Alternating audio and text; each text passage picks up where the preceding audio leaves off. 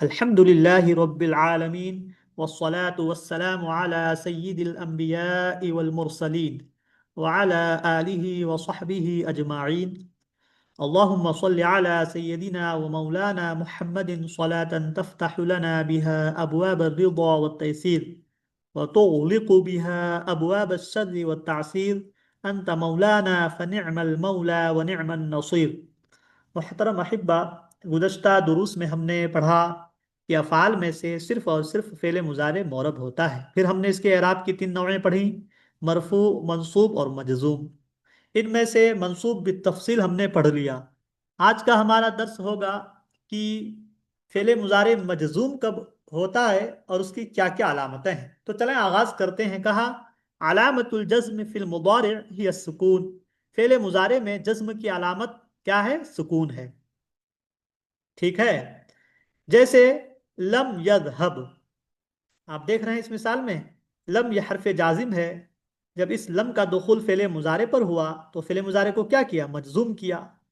اور اس پر علامت کیا ہے؟ سکون کی علامت ہے. لم یذهب، بابر سکون ہے نا. لم یذهب جی. وہ ینوب عنہ، اور اس کے قائم مقام ہوتا ہے، نائب ہوتا ہے. کس کے؟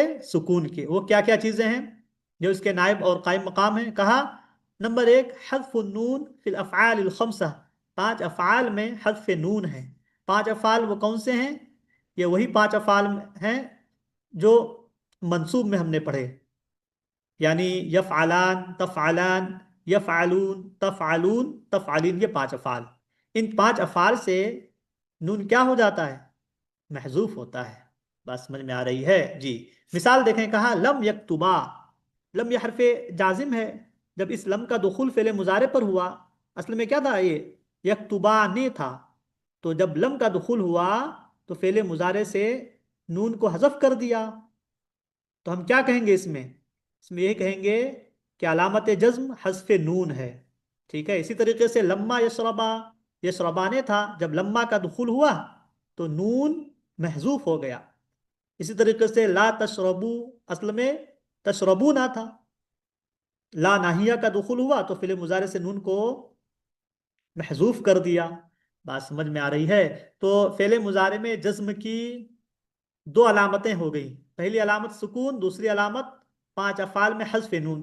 تیسری علامت اور یہ آخری علامت ہے حذف حرف العلہ فی الفعل المعتل آخر.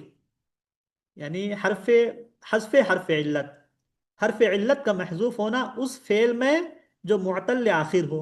معتل آخر کا کیا مطلب؟ ما قبل میں آپ نے پڑھا کہ جس کے آخر میں حرف علت ہو وہ معتل آخر ہے. جی. تو تیسری علامت کیا ہے؟ اس فعل میں جو معتل آخر ہو حرف علت کا محذوف ہونا. مثال دیکھیں. کہا لم یسعى. تو یہاں کیسے حرف علت محذوف ہے؟ لم یسعى کس سے بنا ہے بھائی؟ یسعى تھا نا، عین کے بعد الف. الف یہ حرف علت ہے. جب لم کا دخول ہوا، لم حرف جازم کا دخول ہوا تو فعل مضارع سے حرف علت کو حذف کر دیا. بات سمجھ میں آ رہی ہے؟ تو یہ 3 چیزیں آپ یاد رکھیں کہ فعل مضارع میں جزم کی 3 علامتیں ہیں: سکون، 5 افعال میں حذف نون، اور فعل معتل آخر میں حذف حرف علت. ٹھیک ہے جی.